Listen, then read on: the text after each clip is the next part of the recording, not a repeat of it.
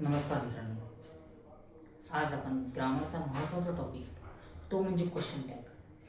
Question tag हा एकदम सोपा टॉपिक आहे, पण प्रत्येकाला या टॉपिकमध्ये खूप गोंधळ होतो.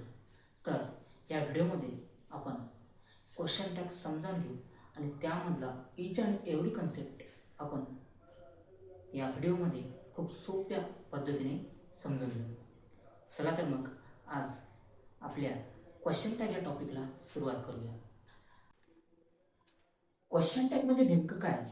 क्वेश्चन टॅग म्हणजे वाक्याच्या शेवटी विचारला जाणारा प्रश्न. एकदम सोपी टॉपिक आहे. क्वेश्चन टॅगमध्ये फक्त दोनच सेंटेन्सचे क्वेश्चन टॅग बनतात. पहिलं म्हणजे ॲसर्टिव्ह सेंटेन्स आणि दुसरं म्हणजे इम्पेरेटिव्ह सेंटेन्स. बाकी कुठल्याही सेंटेन्सचा क्वेश्चन टॅग बनत नाही. क्वेश्चन टॅग बनवताना एक महत्त्वाची गोष्ट म्हणजे जेव्हा आपण सेंटेन्सचा क्वेश्चन टॅग करतो तर टॅगमध्ये नेहमी प्रोनाऊन वापरावे, नाऊन वापरावे नाही. ठीक आहे. चला तर या व्हिडिओला आपण सुरुवात करू.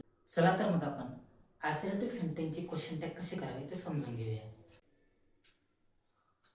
ॲसर्टिव्ह सेंटेन्सलाच मराठीत विधानार्थी वाक्य असे म्हणतात.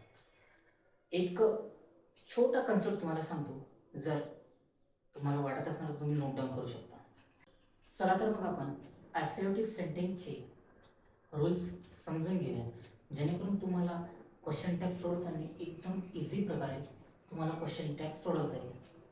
आता बघा, क्वेश्चन टॅग 10वीच्या 12वीच्या बोर्डमध्ये पण येतात आणि जी कॉम्पिटेटिव्ह एक्झाम आहे त्यामध्ये सुद्धा क्वेश्चन टॅग असतो म्हणजे असतोच. तर चला समजून घेऊ काय असतं. सेंटेन्स जे आहे जसेच्या तसे लिहायचे. जसं 12वीच्या आणि 10वीच्या बोर्डमध्ये रिटन एक्झाम असते. कॉम्पिटेटिव्हमध्ये फक्त ऑप्शन चूज करायचं असतं. सेंटेन्स जसेच्या तसं लिहायचं, कॉमा द्यायचा. हेल्पिंग वर्ब जर निगेटिव्ह असेल तर पॉझिटिव्ह करायची आणि पॉझिटिव्ह असेल तर निगेटिव्ह करायचं. सब्जेक्ट जसाच्या तसा लिहायचा. पण सब्जेक्ट लिहिताना महत्त्वाची गोष्ट म्हणजे जर सब्जेक्टमध्ये नाऊन आला तर फक्त प्रोनाऊन घ्यायचं. जसं जर सब्जेक्टमध्ये राम आला तर रामच्या जागी ही वापरायचं.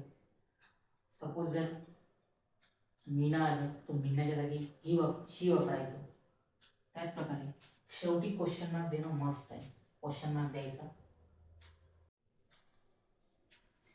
हे सर्व झाले रूल्स. आता या रूल्सनुसार आपण काही क्वेश्चन आपल्याला जमतात का ते करून पाहू. मी तुम्हाला 100% गॅरंटी देतो की या रूलनुसार ॲसर्टिव्ह सेंटेन्सचे सर्व काही जे क्वेश्चन्स आहे क्वेश्चन टॅगचे ते तुम्हाला सोडवता येणार म्हणजे येणार. चला तर मग आपण काही क्वेश्चन बघूया. इम्पेरेटिव्ह सेंटेन्सचं सुद्धा क्वेश्चन टॅग करताना असंच असतं, फक्त त्यामध्ये काही रूल आहेत.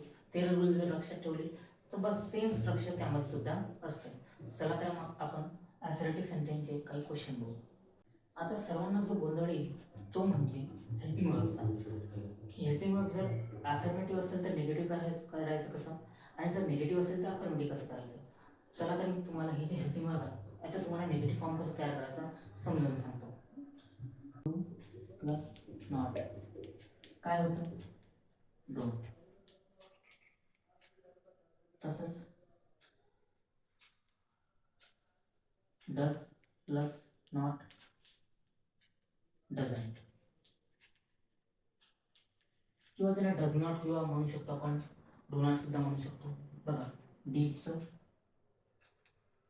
Did plus not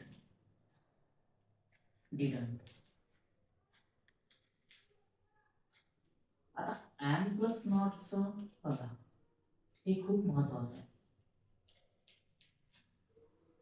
am plus not amn't नाही. ॲम प्लस नॉट म्हणजे आरंट. हे खूप महत्त्वाचं आहे, सर्वांनी लक्षात ठेवायचं. Is plus not isn't.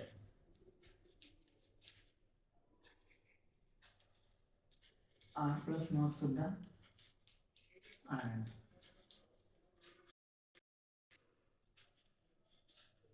was plus not wasn't. Were plus not were. आता तुम्ही इथं मी तुम्हाला करून दाखवतो कसं निगेटिव्ह फॉर्म तयार करायचे. हे एकदम सोपे आहे, हे सर्वांनी पाठच ठेवायला हवं. तर बघा, हे स्ट्रक्चर कसं बनवलं सर्वांना माहिती आहे. हे हे जे मी दाखवले सर्वांना फक्त समजण्यासाठी सांगितलं, हे पाठ करायची गरज नाही. बस दुसरं काय म्हणा, negative form don't, does, doesn't, did, didn't, am's, aren't, it's, isn't, am's सुद्धा आरंट, आरच आरंट, वाजचं वाजंट, वरचं वरंट. आता बघा, आता याच्या व्यतिरिक्त सुद्धा काही हेल्पिंग वर्ब्स आहे जे मी तुम्हाला व्हिडिओमध्येच देणार. चला तर मग हेल्पिंग वर्ब सर्वांना समजले. चला तर मग आपण उदाहरणाकडे वळूया.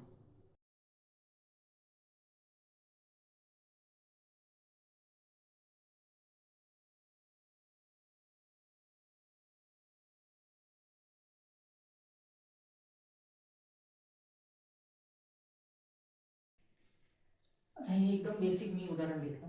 आता बघा, ही इटम नाही. आता याचं क्वेश्चन टॅग कसं करायचं बघा. वाक्य असेल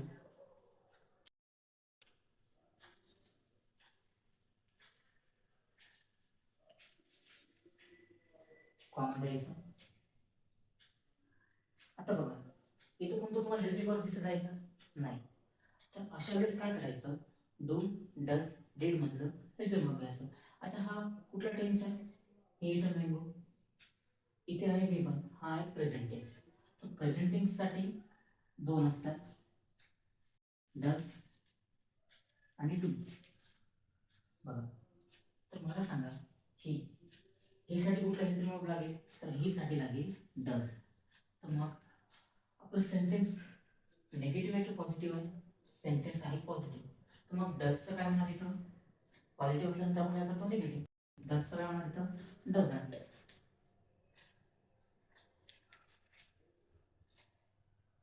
नंतर लिहायचं सब्जेक्ट. सब्जेक्ट काय आहे? ही. शेवटी काय लिहायचं? Question mark. जर आपला क्वेश्चन टॅग रेडी. बस, सिंपल आहे. आणखी दुसरं उदाहरण बघू.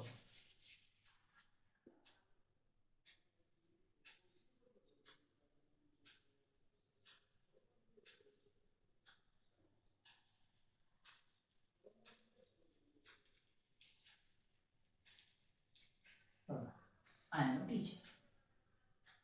आता याचं क्वेश्चन टॅग करायचं कसं करायचं? सेंटेन्स असेल तसं लिहायचं.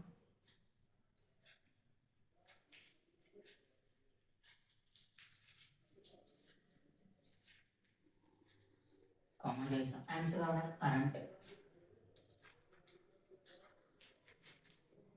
सब्जेक्ट दिसतं तसं लिहायचं. आहे शेवटी क्वेश्चन झालं. चला तर मग आपण काही एक्झाम्पल बघूया. बघा, शी इज युअर सिस्टर. आता याचं क्वेश्चन टॅग कसं करायचं बघा. सेंटेन्स कसं आहे? अफर्मेटिव्ह. हेल्पिंग वर्ब आपलं काय आहे? इज. कॉमा द्यायचं. इजचं काय ना? इजंट. सब्जेक्ट काय आपला? शी. शी जसं घ्या तसं घ्यायचं. शेवटी द्यायचं question mark. That's it. They are playing. Comma. Helping verb आपलं काय? आर. आरचं काय ना? आरंट.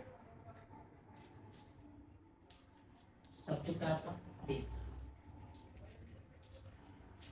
क्वेश्चन बघा, प्रेम इज रीडिंग बुक. कॉमा. इथचं काय ना? इजंट. प्रेम च्या ऐवजी काय लिहायचं? हे लिहायचं. शेवटी क्वेश्चन.